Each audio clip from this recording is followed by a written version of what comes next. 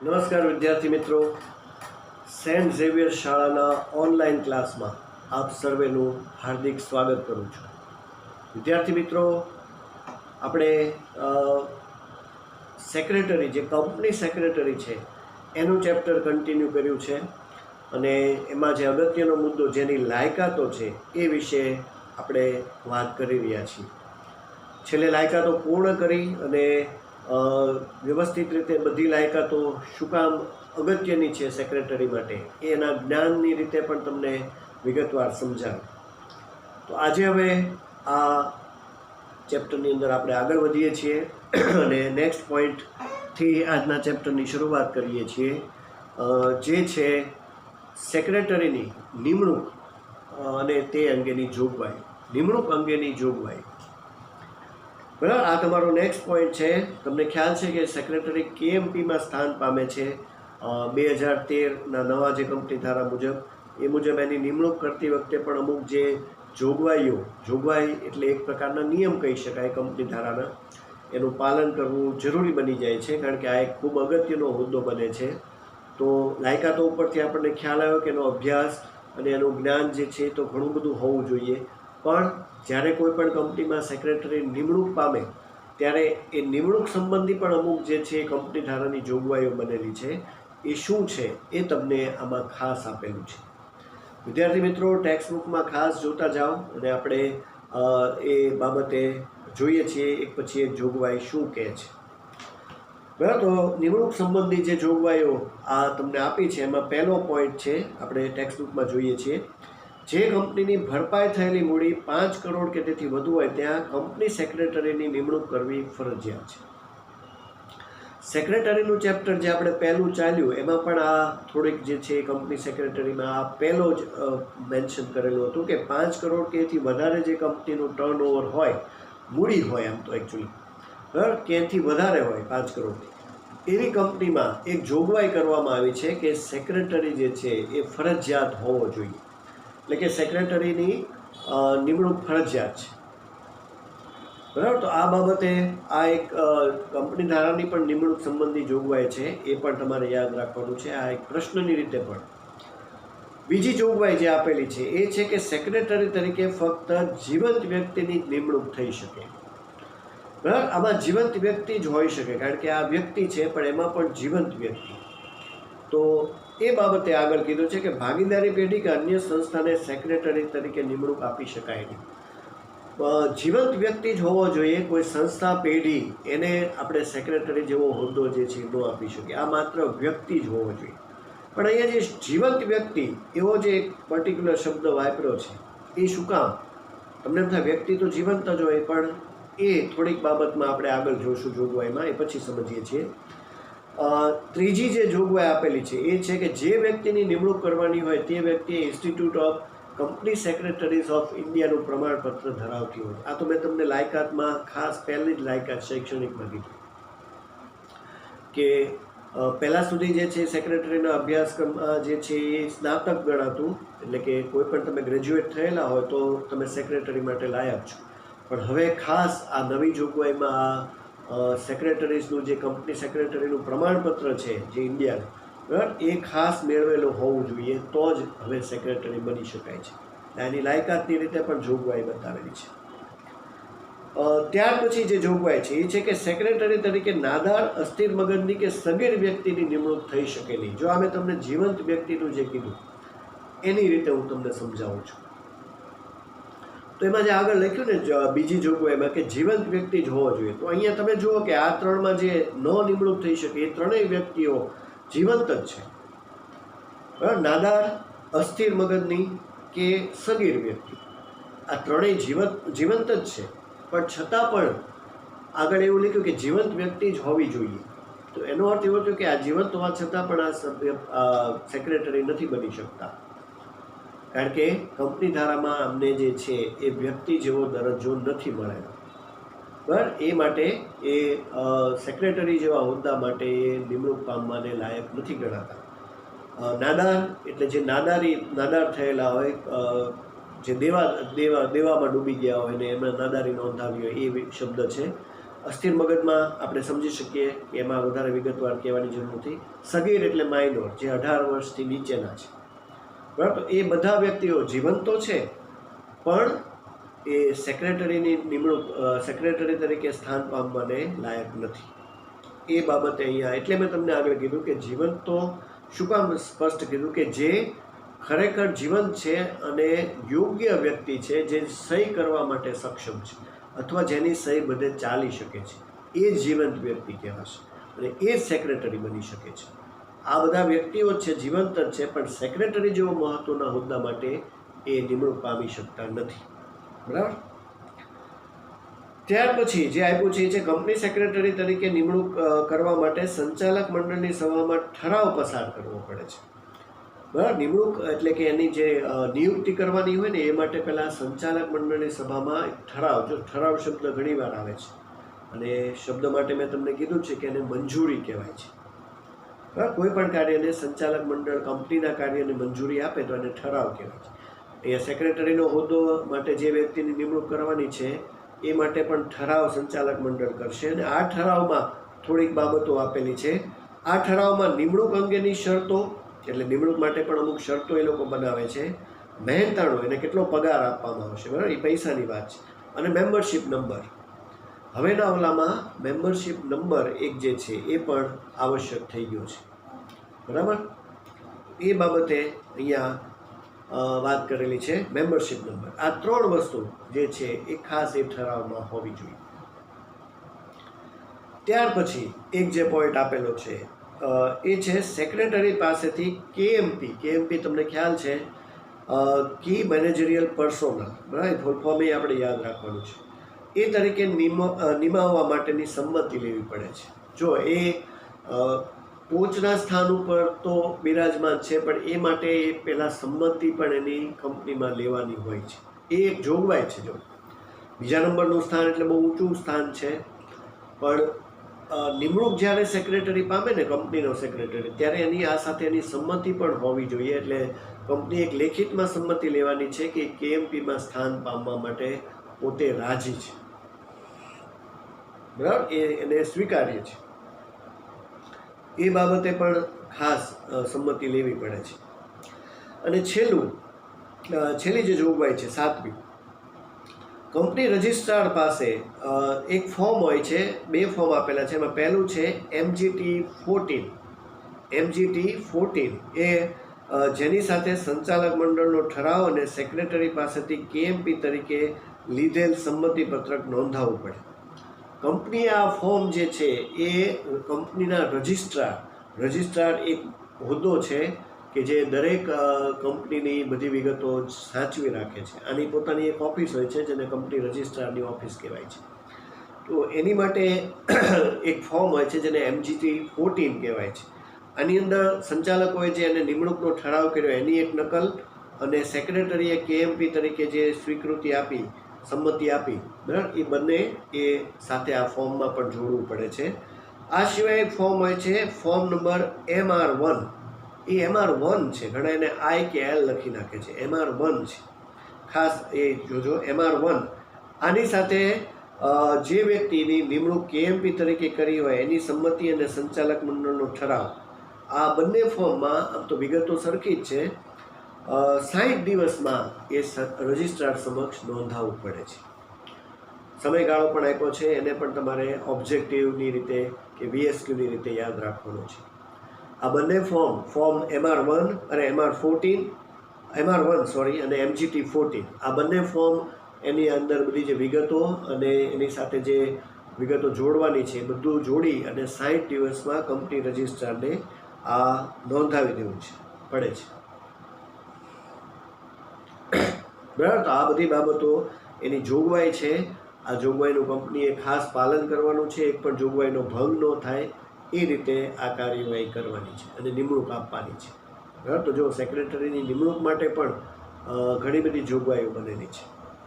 બરાબર. આ નિમણૂક સંબંધી જોગવાઈઓ આપણે જોઈ અને ખાસ આ પ્રશ્નની રીતે પણ યાદ રાખવાનું છે. 3 અને 4 માર્કના પ્રશ્નની રીતે આ તમારે ખાસ સમજવા. બીજા નાના નાના પ્રશ્નો પણ આમાંથી નીકળે છે, એ પણ આપણે મેન્શન કરવાના છે. કેટલી મૂડી હોવી જોઈએ? 5 કરોડ કે તેથી વધુ. એ માટે ફરજિયાત નિમણૂક છે. બરાબર, આવા પ્રશ્નોની રીતે પણ આપણે યાદ રાખવાનું છે. તો કંપની સેક્રેટરી એટલા માટે જ કંપનીની અંદર ખૂબ ઊંચું સ્થાન પામે છે, કારણ કે એની નિમણૂક માટે પણ કેટલી બધી નિયમો બનેલા છે, જોગવાઈઓ બનેલી છે. હવે આગળ પોઈન્ટને વધારીએ છીએ અને નેક્સ્ટ પોઈન્ટ જે આવે છે એ તરફ જઈએ છીએ, જે છે કંપની સેક્રેટરીના કાર્યો અને ફરજો. બરાબર, કંપની સેક્રેટરીના કાર્યો અને ફરજો. કંપની નાના કદથી શરૂ થાય છે અને ધીમે ધીમે જે છે બહુરાષ્ટ્રીય કંપની તરફ આગળ વધે છે, એટલે કે મલ્ટીનેશનલ મોટા કદની કંપની બને છે. આવી કંપનીની અંદર આ જે ઊંચું સ્થાન છે એમાં સંચાલક મંડળ, મેનેજર, મેનેજિંગ ડિરેક્ટર, આવા ઘણા બધા જે છે ઊંચા સ્થાન ઉપર અધિકારીઓ હોય જ છે. પણ એક ઉચ્ચ અધિકારી તરીકે કંપનીનો સેક્રેટરી પણ વિશેષ દરજ્જો કે સ્થાન જે છે હવે પામે છે. તો એના સ્વરૂપે જેમ કંપની વધતી જશે એમ એના કાર્યો અને એની ફરજોમાં પણ વધારો થશે. નાની કંપની હોય તો કામ કદાચ અમુક મર્યાદિત કામ હોય, પણ ધીમે ધીમે જેમ કંપની વિકાસ પામતી જાય, બહુરાષ્ટ્રીય કંપની બને, તો એવી કંપનીમાં કામ પણ ઘણું બધું વધારે રહેવાનું છે. બરાબર, તો એ બાબતે એના જે કાર્યો અને જે ફરજો આપ્યા છે એ તમને અહીંયા સ્પષ્ટ કરેલા છે કે એમાં એના કાર્યો અને ફરજો 4 રીતે આધારિત છે, જે એક પછી એક હું તમને બતાવું છું. પહેલું છે કંપનીનું કદ. બરાબર, કંપનીનું કેવું કદ છે એ ઉપર એનું કામ જે છે, કાર્યો, ફરજો ડિપેન્ડ કરે છે. પછી છે ધંધાનો પ્રકાર. આ તમને આપેલું જ છે, એમાં ખાસ જોજો. કંપનીના કદ, પછી ધંધાનો પ્રકાર, કેવો ધંધો છે, એટલે કે કંપની કેવા પ્રકારનો બિઝનેસ કરે છે, એની ઉપર પણ સેક્રેટરીનું કામ, કાર્ય અને ફરજમાં વધઘટ થતી રહે છે. નાની કંપની હોય, કંપની નાનું કદની છે, તો નાની કદની કંપનીમાં કામ ઓછું રહેવાનું. બરાબર, જેમ મોટા કદની બનતી જશે એમ કામ વધવાનું. એમ કેવા પ્રકારનો ધંધો કરે છે એ ઉપર પણ કાર્ય અને ફરજો વહેંચાઈ જશે. પછી છે નિમણૂકની શરતો. બરાબર, અને શરતો કેવી આપવામાં આવી છે નિમણૂક સમયે, એ ઉપર પણ એના કાર્ય અને ફરજોનો આધાર બદલાતો રહે છે. અને છેલ્લું છે સંચાલકોએ સોંપેલા કાર્યો. બરાબર, સંચાલકો જે કાર્યો સોંપશે એમાં એને કેવા કાર્યો સોંપવામાં આવે છે એ બધું એના કાર્યો અને ફરજો ઉપર આધાર રાખે છે.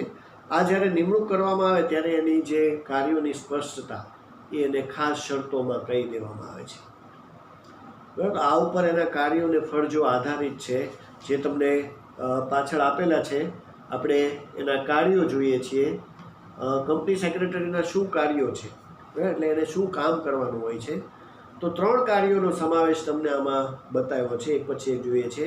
કાયદાની જોગવાઈઓ, એ હેઠળના નિયમો અને કંપનીઓને લાગુ પડતા અન્ય કાયદાઓના પાલન બાબતે સંચાલક મંડળને અહેવાલ આપવો. આમ તો સેક્રેટરી જે છે એ સંચાલકોને જવાબદાર છે, કારણ કે એને જે કાંઈ કામ કરવાનું હોય સંચાલકોની પરવાનગીથી જ કરવાનું હોય, એટલે એના કાર્ય ફરજોમાં બધું જે છે સંચાલકોને જ જવાબદારી રીતે બતાવેલું છે. તો આ કાયદાના પાલન બાબતે એણે અહેવાલ, નિયમો, કંપનીને લાગુ પડતી જે બધી બાબતો, કાયદાઓ છે એ બધું સંચાલકોને ખાસ એના અહેવાલ એટલે કે એના રિપોર્ટ જે છે આપતા રહેવાના હોય છે. એનું કાર્ય રહેશે. બરાબર, ટેક્સ્ટ બુકમાં ખાસ જોજો, એમાં સ્પષ્ટ આપણે જોઈએ છીએ. સેક્રેટરીયલ ધોરણનું પાલન કંપની કરે છે તે જોવું.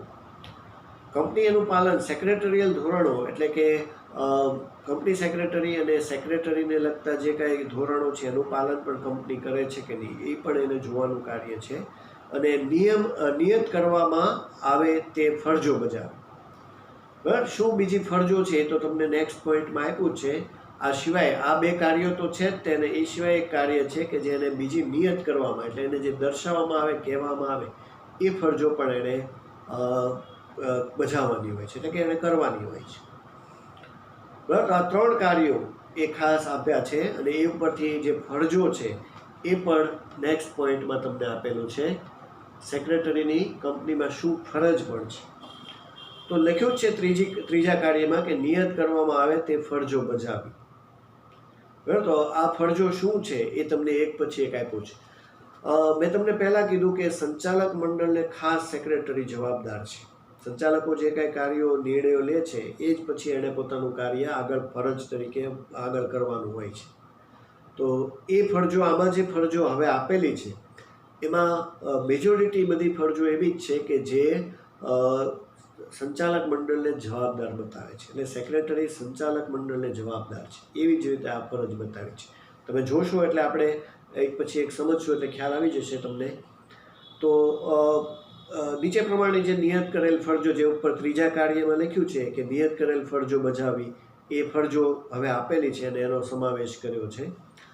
પહેલી ફરજ છે, આપણે જોઈએ છીએ, કંપનીના સંચાલકોને તેમની ફરજો, સત્તાઓ અને જવાબદારીઓનું માર્ગદર્શન આપવું. જો વધારેમાં વધારે સંચાલકો પ્રત્યે તેની જવાબદારી ફરજો તરીકે બતાવી છે.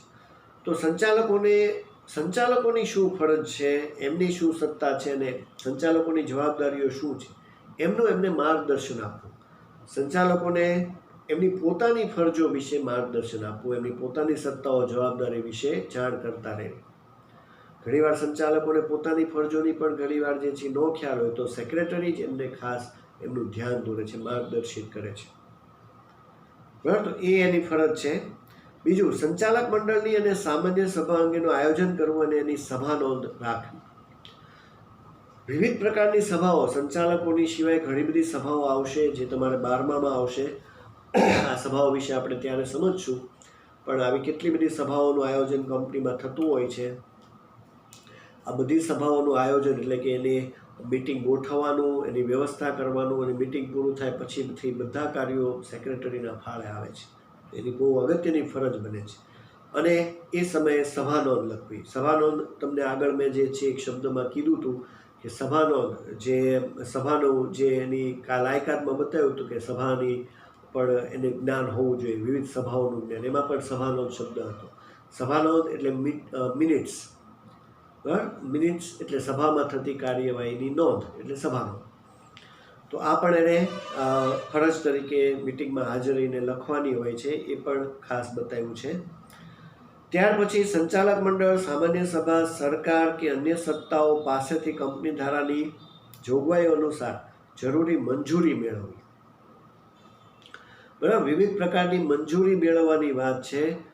સંચાલક મંડળ પાસેથી મંજૂરી મેળવવાની, કંપનીની અમુક જે સામાન્ય ઓર્ડિનરી જે મિટિંગ છે એમાં પણ અમુક એમને ખાસ કરીને મંજૂરી મેળવવી પડે છે. સરકાર પાસેથી પણ અમુક કાર્યો, કંપનીને લગતા કાર્યો કરવા માટે મંજૂરી છે.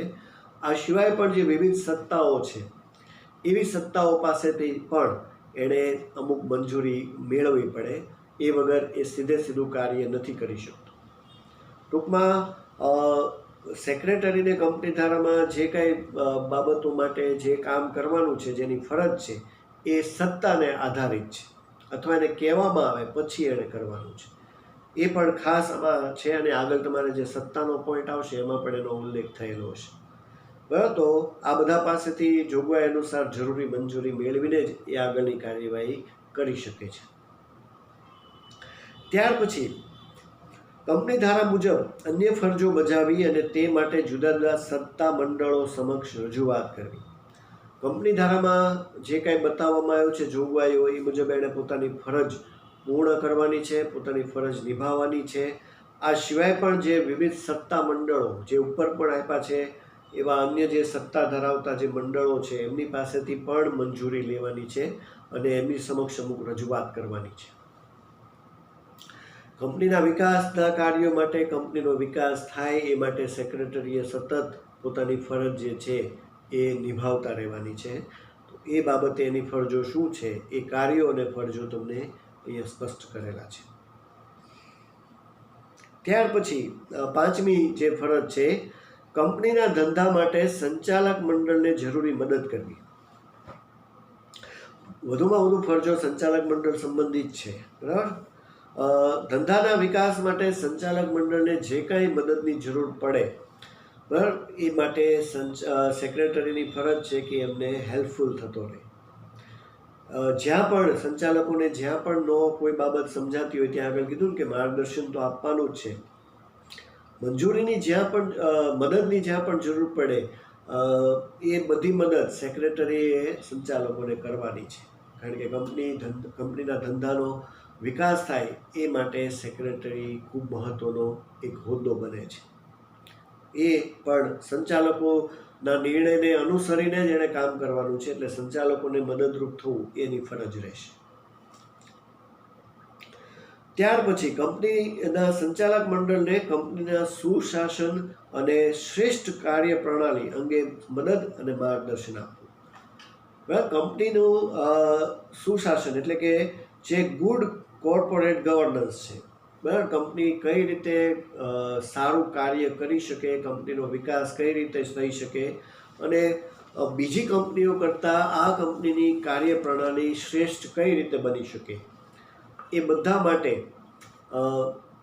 સંચાલકોના નિર્ણય ઉપર જ આ કામ થતા હોય છે. તો એ કાર્યો માટે એમને મદદ કરવી, એમને માર્ગદર્શન આપવું, સલાહ સૂચન આપવા એ એની ફરજ રહે છે. બરાબર, જ્યાં સંચાલકોને કોઈ અગવડ હોય કે કોઈ બાબતનો ખ્યાલ આવતો હોય તો સેક્રેટરી પોતે, એટલે જ આગળ કીધું ને કે એની લાયકાત છે ને એ બધી જ્ઞાન માટે પણ જરૂરી છે, એની પાસે જ્ઞાન પણ હોવું જોઈએ, તો જ એ આ બધી બાબતોમાં સંચાલકોને મદદરૂપ થઈ શકે છે. જો એને પોતાને જ અમુક બાબતનો ખ્યાલ ન હોય, કાયદાનો ન ખબર હોય કે અમુક સંચાલકોની સભાનું કે એવી સભાઓનું જ્ઞાન ન હોય, બરાબર, જે સમસ્યાઓ છે, આર્થિક રાજકીય પ્રવાહો છે એનું ખબર ન હોય, તો એ કંપનીની પ્રણાલી શ્રેષ્ઠ નહીં બનાવી શકે અને માર્ગદર્શન કે મદદ કરવાની હશે જે સંચાલકોને કે સંચાલક મંડળને, એ પણ નહીં કરી શકે. એટલા માટે પણ જરૂરી છે કે સારામાં સારું જે છે અભ્યાસ અને ઇન્વોલ્વ હોવો જોઈએ. ડેડિકેટેડ પર્સન એ ખૂબ જરૂરી છે. બરાબર, તમે તમારા કામમાં એ પૂરેપૂરું ડેડિકેશન આપો તો જ તમે સફળ થાઓ છો. એ કોઈ પણ વ્યક્તિ માટે જરૂરી છે કે જે કોઈ કામ કરીએ એમાં પૂરેપૂરા ઊંડાણપૂર્વક અને રસથી કામ કરીએ, તો જ આપણે એ સફળ થઈ શકીએ છીએ. સેક્રેટરી પણ મદદ અને માર્ગદર્શન આપી શકે છે સંચાલક મંડળને, પણ નિર્ણય તો સંચાલકોનો જ હોય છે. આ સિવાય જે 7મી ફરજ આપી છે, કંપની ધારામાં અથવા નિયમોમાં જણાવેલ અન્ય ફરજો અદા કરવી. વિવિધ કંપની ધારામાં અને અન્ય પણ નિયમો જે કાંઈ એને દર્શાવવામાં આવ્યા હોય, જે બતાવેલા હોય, એ મુજબ એણે એની બધી ફરજો જે છે એ પૂર્ણ કરવાની છે. તો આ બધી બાબતોથી એ પણ માહિતગાર હોવો જોઈએ અને તો જ એ પોતાની ફરજ જે છે એ યોગ્ય રીતે નિભાવી શકે છે.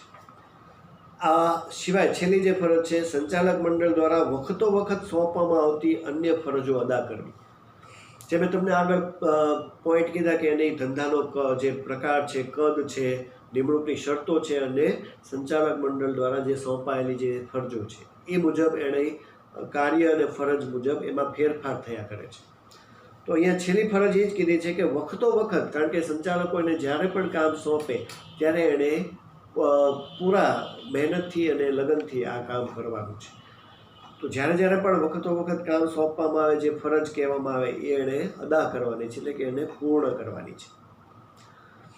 તો આ ફરજો બદલાયા કરે છે કામ મુજબ, એમાં ફેરફાર પણ આવ્યા કરે છે, વધઘટ પણ થયા કરે છે અને આગળ કીધું કે કંપનીનું કદ અને પ્રકાર મુજબ પણ કાર્ય ફરજ બદલાય છે.